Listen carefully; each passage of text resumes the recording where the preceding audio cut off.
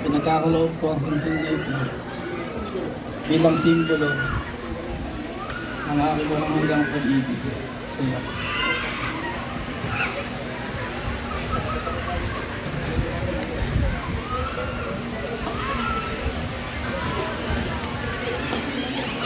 Renzi, pinagkakaloob ko sa iyo ang simsim na ito bilang simbolo ng aking walang hanggang pag-ibig.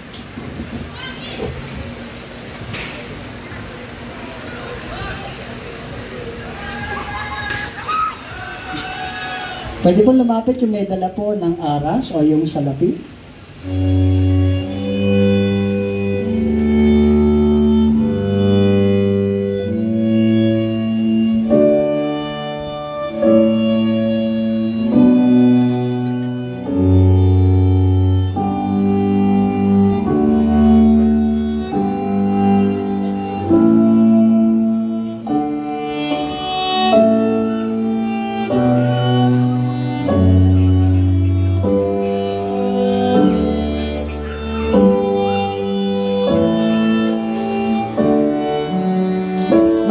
Sa Levito ay kapahayagan na mayroon tayo makapangyarihan na pagkapalang Diyos na magkakaloob at tutugon sa bawat pangailangan ninyo sa buhay, gaano man to kaliit o gaano man to kalaki. Hawakan ninyo.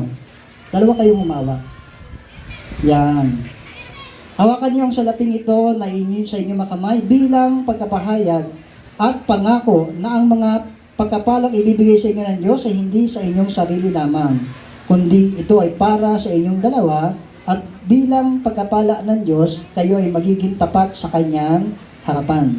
Ngayon din naman, alalahanin nyo ang anumang pong pagkapala na inyong tatanggapin na pinagkakalob sa inyo ng Diyos ay tunay na pinagkakatiwala niya sa inyo at kayo ay pagkapala ng Diyos habang kayo ay nagtatapat sa Panginoon.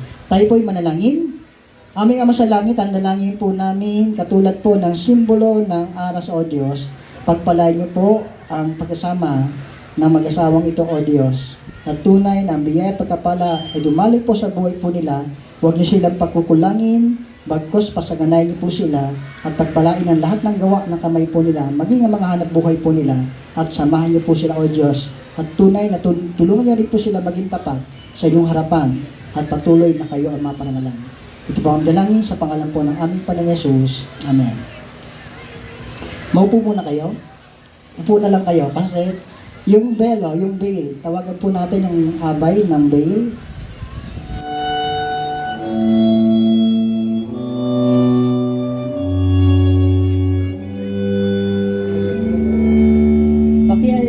Abot mo na sa akin. Hindi, hawakan mo lang. Mga kapatid, ang puting kulay ng belong ito ay sagisag ng kalinisan.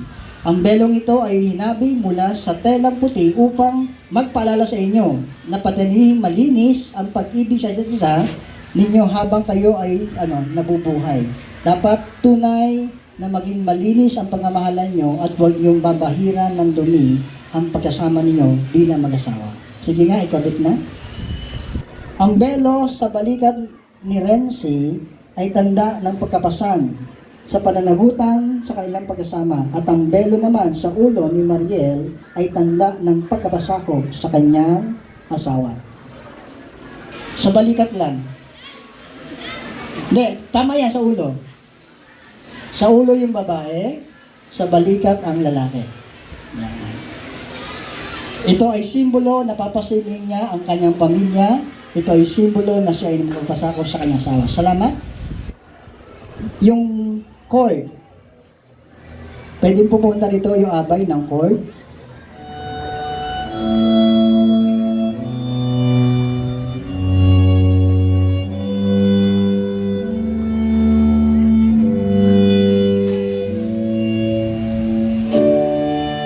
Pahiram muna bago niya ikabi.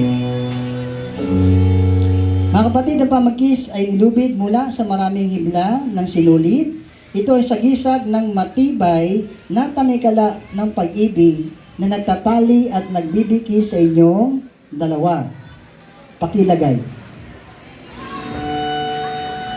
Ang pamigkis ay ilalagay sa inyo upang ipaalala na hindi na kayo huhulag po sa isa't isa, lalo na sa inyong pinagsumpaan. Lagi ninyong isalang-alang na ang pag-ibig ng Diyos na nagbubuklo sa inyo upang kayo maging matibay sa inyong pag-ibigan sa isa't isa. Salamat. Pwedeng pumunta rito yung abay ng Bible o yung Bible bearer. Thank you.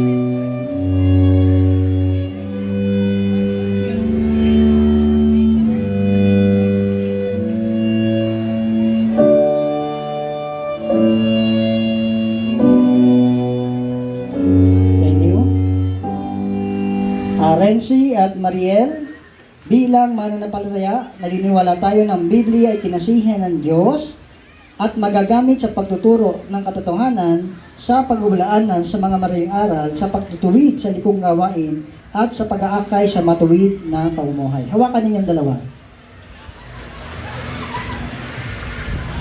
Sinabi ni Jesus, no, ang Biblia, tandaan po natin, ay magsisibling gabay sa inyong buhay at sa tahanang inyong itatatag. Kaya't palagi ninyong basahin at pag-aralan upang malaman ninyo at masunod ang mabuti at ganap na kalooban ng Diyos. Sabi nga ng ating Panginoon Kristo, kaya't ang bawat makikinig at nagkasagawa ng mga salita, kung ito ay matutulad sa isang taong matalino na nagtayo ng kanyang bahay sa ibabaw ng bato.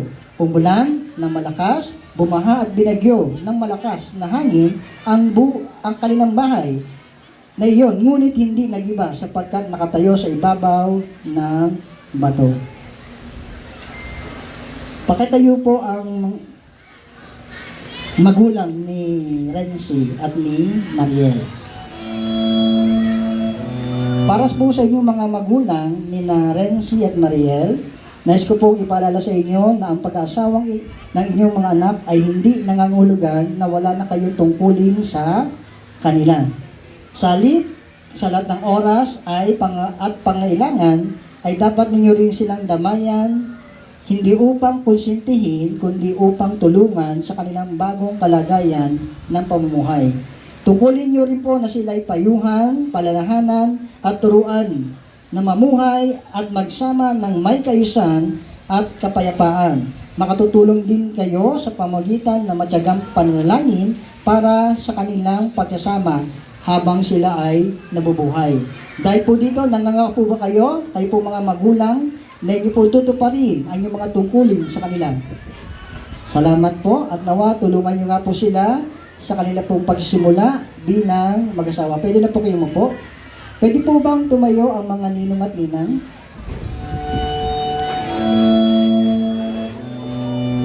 Para po sa mga napili na mga ninong at ninang, ang tawag natin mga Pilipino ay pangalawang magulang. Ibig sabihin, tumatayo po kayo bilang pangalawang magulang ng mag-asawang ito at naniniwala po tayo na kayo ay pinili ni na Renzi at Mariel upang patuloy na tulungan nyo sila sapagkat pinili nila kayong pangalawang magulang at meron kasi silang nakitang maganda sa inyong buhay. Alam niyo po yung pagpili ng mga ninong at ninang ay hindi sa kung merong iaabot, kundi ang pagpili ng mga ninong at ninang ay kung ano yung may tutulong ng ninong at ninang upang ang pagkasama ng mag-asawa ay maging maayos at maganda. At dapat kayo po ay magpayo ng maganda sa inyong inaanak. Kung makita nyo po na merong magiging problema ang mag-asawang to, kayo po bilang mga ninong at ninang ay gumabay po sa kanila. Turuan nyo po sila, payuan nyo po sila. Pero wala pong magpapayo ng hiwalay. Lagi natin tatandaan na ang pinagsama ng Diyos hindi dapat paghiwalayin ng tao. Dapat lagi niyo pong sikapin na payuhan ang dalawang ito na sila ay magsama sa hirap at sa ginhawa. Dahil dito, kayo po ba mga ninong at ninang ay nangangako na magpapakita sa kanila ng magandang kalimbawa at sila rin ay papayuhan at tutulungan lalo na sa panahon ng kanila po pangailangan, mga ninong at ninang? Opo. Maraming salamat po at nawa tulungan po kayo ng Diyos sa inyong buhay bilang mga ninong at ninang at patuloy na pagpalain kayo ng Diyos. Maupo na po tayo.